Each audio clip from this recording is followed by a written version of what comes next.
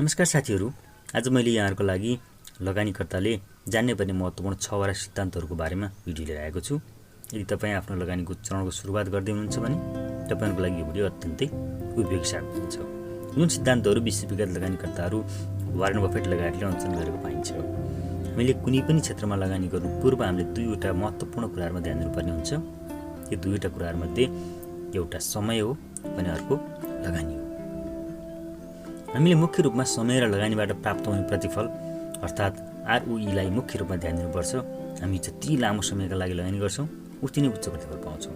त्यसका लागि हामीले आफ्ना लक्ष्यहरू कमभन्दा कम जोखिमयुक्त हुन् भन्ने कुरा सुनिश्चित गर्नुपर्छ। भविष्यमा लगानी गरेर कमाउन चाहेको रकम कति हो त्यसलाई ध्यानमा राखेर योजना बनाउनुपर्छ। अब लागौं हाम्रो लागि कुन नियम उपयुक्त छ ती नियमहरुतर्फ।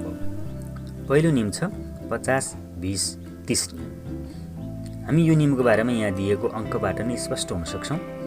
जहाँ 50-20-30 दिएको छ, हामीले आफूसँग भएको रकमलाई 3 भाग लगाउनु पर्दछ। यदि मेरो मासिक आम्दानी 50,000 छ भने मैले उक्त 50,000 रकमको 50% या भनौं 25,000 मैले मेरो घर खर्चको लागि छुट्याउनु पर्ने हुन्छ। त्यस्तै 20% आम्दानी अल्पकालीन आवश्यकताका लागि छुट्याउनु पर्ने हुन्छ। जस्तो मैले कुनै छोटो समयमा मैले लगानी गर्नुपर्ने कुनै क्षेत्रहरू छन् भने त्यस्ता क्षेत्रहरूको लागि मैले 20% छुट्याउनु पर्ने हुन्छ र बाँकी रहेको 30% रकम भविष्यको आवश्यकताको लागि छुट्याउनु पर्दछ र त्यसलाई राम्रो प्रतिफल दिने क्षेत्रमा लगानी गर्न सकिन्छ। दोस्रो नियम छ 15-15-15 नियम। यो नियम दीर्घकालीन लगानी गर्ने लगानीकर्ताहरूमा केन्द्रित छ, जसमा प्रत्येक महिना 15,000 रुपैयाँ 15% प्रतिफल हुने गरी 15 वर्षसम्मको लागि लगानी गर्नुपर्ने हुन्छ। यसको उदाहरणको लागि शेयर मार्केट हुन सक्छ।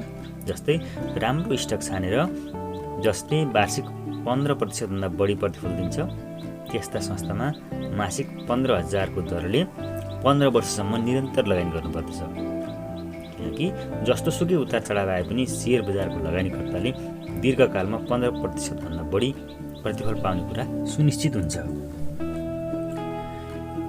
72 को नियम। यो नियमले तपाईले गरेको लगानी दोब्बर हुन लाग्ने समय बताउँछ।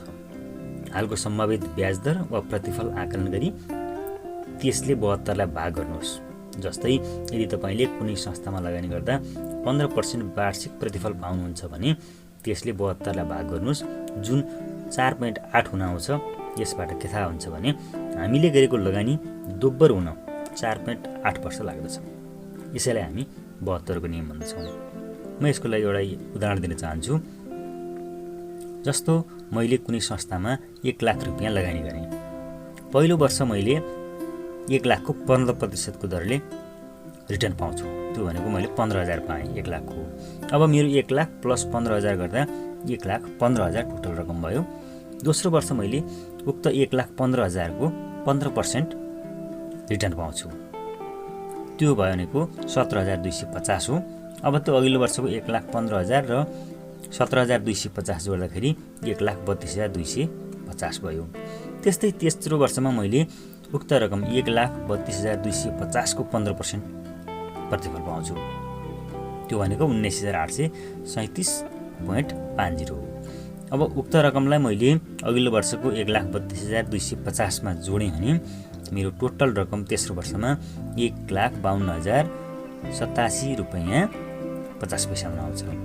अब चौथो वर्ष मैले उक्त रकमको फेरि 15% प्रतिफल पाउँदा 22,813.12 मेरो प्रतिफल हुन्छ।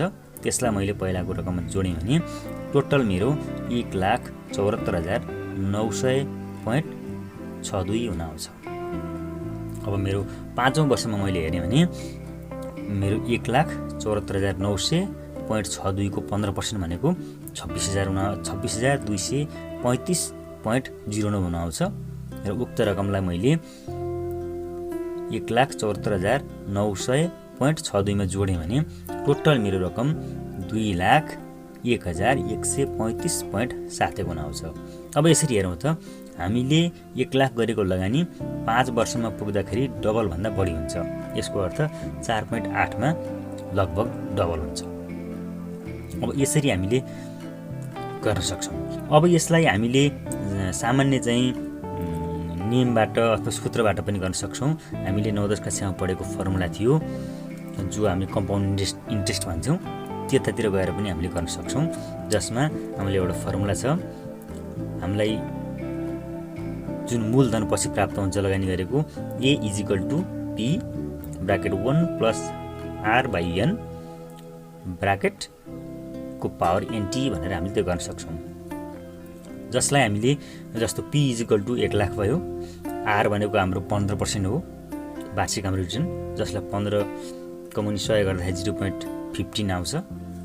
त्यस्तै n भनेको हामीलाई वार्षिक रूपमा रिटर्न दिने हो, त्यो भनेको 1 भयो। र हाम्रो टाइम भनेको हामीलाई दोब्बर हुन लाग्ने समय भनेको कति हो 4.8 हो। अब जसमा NT भनेको 4.8 × 1 भयो, जुन भनेको 4.8 नै भयो। अब यसलाई हामीले फर्मुलामा हालेर गऱ्यौँ भने हाम्रो 4.8 मा लगभग ठ्याक्कै डबल नै भएको यो फर्मुलाबाट पनि आउँछ। हामीले यो फर्मुलाबाट पनि निकाल्न सक्छौँ। यसलाई भनिन्छ हामीले 72 को नियम। अर्को नियम छ 114 को नियम। यो नियममा हामीले आफूले गरेको लगानी 3 गुणा हुनको लागि लाग्ने समय निकाल्न सकिन्छ। जस्तै मलाई कुनै कम्पनीले वार्षिक 15% रिटर्न दिन्छ, प्रतिफल दिन्छ भने त्यो 15 ले 114 लाई भाग गर्दा आउने जुन सङ्ख्या छ 7.6 वर्ष, त्यो नै हाम्रो लगानी तीव्र हुन लाग्ने समय हो। यसलाई पनि हामीले अघि गरे जस्तै गरेर गर्न पनि सक्छौँ अथवा फर्मुला प्रयोग गरेर पनि गर्न सक्छौँ। जसरी गरे पनि हामीलाई तीव्र लाग्ने समय निकाल्न सकिन्छ। अर्को छ 144 को नियम। यो नियमले हामीलाई लगानी चौगुणा गर्न लाग्ने समयको बारेमा बताउँछ, जसमा तपाईले 144 लाई अपेक्षित ROE ले भाग गर्नुहोस्। जस्तै तपाईको अपेक्षित प्रतिफल 15% छ भने 144 लाई 15 ले भाग गर्नुहोस्, जुन हाम्रो 9.6 आउँछ। यसबाट के बुझिन्छ भने तपाईले गरेको लगानी 9.6 वर्षमा चौगुणा हुन्छ। हामीले माथि गरेका 72, 114, 144 को नियममा यदि वार्षिक प्रतिफलको पर्सेन्ट बढी छ भने दोब्बर हुने, तेब्बर हुने र चौगुणा हुने समय स्वतः बढ्छ। जस्तै कुनै कम्पनीले 20% प्रतिफल दिन्छ भने हाम्रो लगानी चौगुणा हुनको लागि 144 / 20 गर्नुहोस्, 7.2 वर्षमै उक्त हाम्रो लगानी चौगुणा हुन्छ। त्यस्तै 25% रिटर्न दियो भने 144 लाई 25 ले भाग गर्नुहोस्, 5.76 वर्षमा नै हाम्रो लगानी चौगुणा हुन्छ। यसरी बढी रिटर्न दिने कम्पनीमा हामीले लगानी गरियो भने हाम्रो लगानी दोब्बर, तेब्बर र चौगुणा हुने समय पनि कम हुँदै जान्छ। अन्तिम सिद्धान्त छ 100 - उमेर। यो नियमले तपाईले आफूसँग भएको सम्पत्ति कसरी बाँडफाँड गर्नुपर्दछ त्यससँग सम्बन्धित छ, जसमा हामीले हाल आफ्नो उमेरलाई 100 मा घटाउँदछौँ र त्यहाँबाट निस्केको अङ्कका आधारमा लगानीलाई बाँडफाँड गर्छौँ। विशेष गरी यो सिद्धान्त शेयर बजारमा लगानी गर्न इच्छुक साथीहरूको लागि बढी उपयोगी हुन्छ। जस्तै तपाईको उमेर हाल 35 वर्षको छ भने 100 मा 35 घटाउनुहोस्, 65 आउँछ। अब तपाईले आफूसँग भएको सम्पत्तिको 65% लगानी गर्नुहोस्। अर्को त्यस्तै इक्जाम्पल हेरौँ। यदि तपाईँ 60 वर्षको हुनुहुन्छ भने 100 - 60 गर्नुहोस्, 40 आउँछ। तपाईसँग भएको सम्पत्तिको 40% लगानी गर्नु उपयुक्त हुन्छ।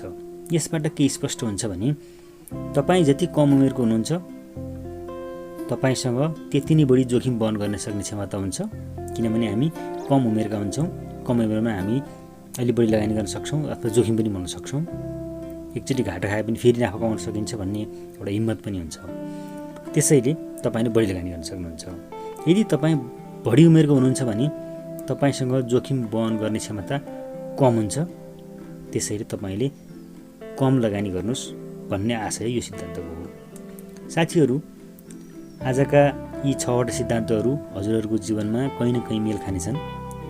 यी सिद्धान्तहरूबाट यहाँहरूले राम्रो पाठ सिक्नुहुनेछ भन्ने आशा लिएको छु। साथीहरूले हालसम्म हाम्रो च्यानललाई सब्स्क्राइब गर्नुभएको छैन भने कृपया च्यानललाई सब्स्क्राइब गर्नुहोला र यस भिडियोसँग सम्बन्धित केही जिज्ञासाहरू छन् भने कृपया कमेन्ट गर्न नबिर्सनुहोला। हिम सङ्कलित च्यानल हेर्नुभएकोमा यहाँहरूलाई धेरै धेरै धन्यवाद।